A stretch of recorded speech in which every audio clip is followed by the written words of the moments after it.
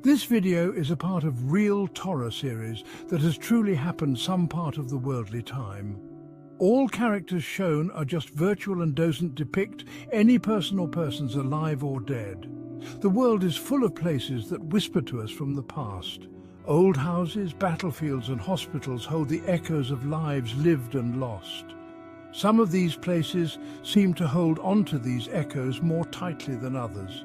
They become haunted by memories, by the weight of history, by the things we cannot explain. These are the places that draw us in, that spark our curiosity and fear in equal measure. We are fascinated by the unknown, by the possibility that something beyond our understanding might linger just beyond the veil of our reality. Haunted places are like open wounds on the landscape, scars that refuse to heal. They are places where the past bleeds into the present, where the line between this world and the next seems to thin. These places force us to confront our own mortality, to acknowledge the fragility of our existence, but they also offer a glimpse into something larger than ourselves, something that speaks to a deep-seated human need to believe in something beyond the mundane. The small Dutch colonial house at 112 Ocean Avenue in Amityville, New York, seems ordinary at first glance. But this unassuming home has become synonymous with the darkest impulses of the human heart and the terrifying possibilities of the supernatural. It was here, in the early morning hours of November 13th, 1974, that a gruesome crime shattered the quiet suburban neighborhood. Ronald DeFeo Jr., then 23 years old, shot and killed his parents and 4 siblings as they slept in their beds. The DeFeo murders sent shockwaves through Amityville and beyond. The brutality of the crime, coupled with the seemingly inexplicable motive, left the community reeling. Ronald DeFeo Jr. claimed that voices in the house had driven him to commit the murders, a defense that did little to ease the minds of those who lived nearby. The house at 112 Ocean Avenue, once a symbol of suburban comfort, had become a chilling reminder of the darkness that can lurk beneath the surface of even the most ordinary-looking places.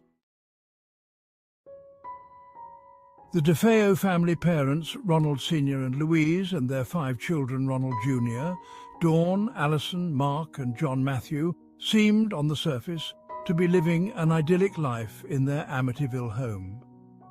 But behind the facade of normalcy, there were tensions and troubles that would ultimately culminate in tragedy.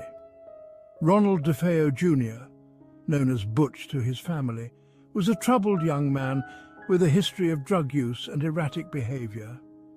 The murders themselves were methodical and brutal. Using a .35 caliber rifle, DeFeo Jr. shot each of his family members in their beds.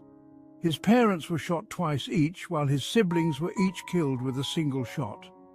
The killings took place over the course of approximately 15 minutes, and DeFeo Jr. later claimed that he had been compelled to commit the murders by voices he heard in the house.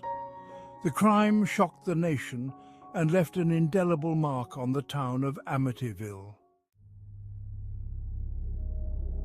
Just over a year after the DeFeo murders, another family moved into 112 Ocean Avenue, hoping to find peace and tranquility in the wake of tragedy. George and Kathy Lutz, along with Kathy's 3 children from a previous marriage, purchased the house at a bargain price, aware of its gruesome history but undeterred by it. They believed that they could overcome the darkness that had befallen the previous occupants and make the house their own. However, the Lutz family's time in the house was short-lived and plagued by strange and unsettling events. They reported experiencing a range of paranormal phenomena, including cold spots, foul odors, disembodied voices, and even physical manifestations of unseen entities. The family's experiences were chronicled in Jay Anson's best-selling book, The Amityville Horror, which further cemented the house's reputation as one of the most haunted places in America. While the veracity of the Lutz family's claims has been disputed over the years, their story continues to fascinate and terrify, fueling our collective fascination with the unknown.